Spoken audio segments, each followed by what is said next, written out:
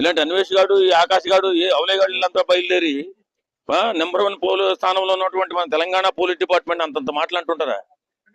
ఆధారం లేని మాటలు. అది ఉన్నత స్థాయి ఆఫీసర్ మీద.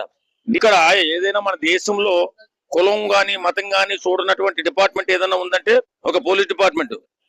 తెలంగాణలో కేసు చేయాలండి. ఎవడో యూట్యూబర్ పనికిమ్మల్ని విధవ దేశంలోనే నెంబర్ 1 స్థానంలో ఉంది తెలంగాణ పోలీస్ డిపార్ట్మెంట్.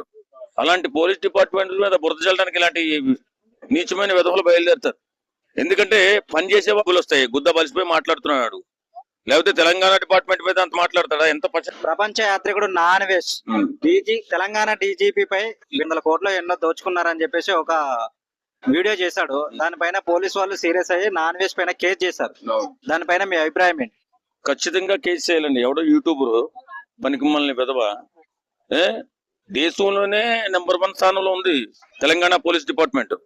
అలాంటి పోలీస్ డిపార్ట్మెంట్ మీద బురద చల్లడానికి ఇలాంటి నీచమైన విధవలు బయలుదేరుతారు. ఎందుకంటే పనిచేసే వాళ్ళని చెడగొట్టడానికి చాలా మంది తయారవుతారు. అలాంటి వాళ్ళలో ఈడొకటి అనుకుంటా. ఈ రోజు ఇంత సేఫెస్ట్ సిటీ మన దేశంలో ఏదైనా ఉందంటే ఒక హైదరాబాద్ మాత్రమే. హైదరాబాదు తెలంగాణ వచ్చిన తర్వాత పోలీస్ డిపార్ట్మెంట్ ఎంత పటిష్టంగా పనిచేస్తుందంటే అంత అద్భుతంగా పనిచేస్తుంది. అలాంటి డిపార్ట్మెంట్ మీద లేనిపోయిన ఆరోపణలు చేసి రేపొద్దున పోలీస్ డిపార్ట్మెంట్ ఎంత సేవ చేసినా ఇంతే కదా అనే ఇదిలో వాళ్ళు అనుకుంటే రేపొద్దున మన పరిస్థితి ఏంటి? ఇలాంటి అన్వేష్ గాడు, ఈ ఆకాష్ గాడు, ఏ అవలే గాడు వీళ్ళంతా బయలుదేరి నెంబర్ 1 స్థానంలో ఉన్నటువంటి మన తెలంగాణ పోలీస్ డిపార్ట్మెంట్ అంతంత మాటలు అంటుంటారా? ఆధారం లేని మాటలు. అది ఉన్నత స్థాయి ఆఫీసర్ మీద, డీజీపీ మీద ఎంతో ఒళ్ళు బలిసి కొట్టుకుంటున్నాడు. ఎక్కడెక్కడ ఉండి ఎక్కడెక్కడ ఏవో మాటలు మాట్లాడుతూ. గతంలో చూసుకుంటే ఇలాగే యూట్యూబ్ ఇన్ఫ్లుయెన్సర్ మీద నోటికి వచ్చినట్టు మాట్లాడాడు. ఇప్పుడు కూడా అసలు ఇంత మాట్లాడుతుంటే అతని దగ్గర అసలు ఆధారాలు ఉన్నాయనుకోవచ్చా? ఏం ఆధారాలు లేవండి. వాడు చేసిన ఆరోపణలు యూట్యూబ్ లో పెట్టుకుంటాడు.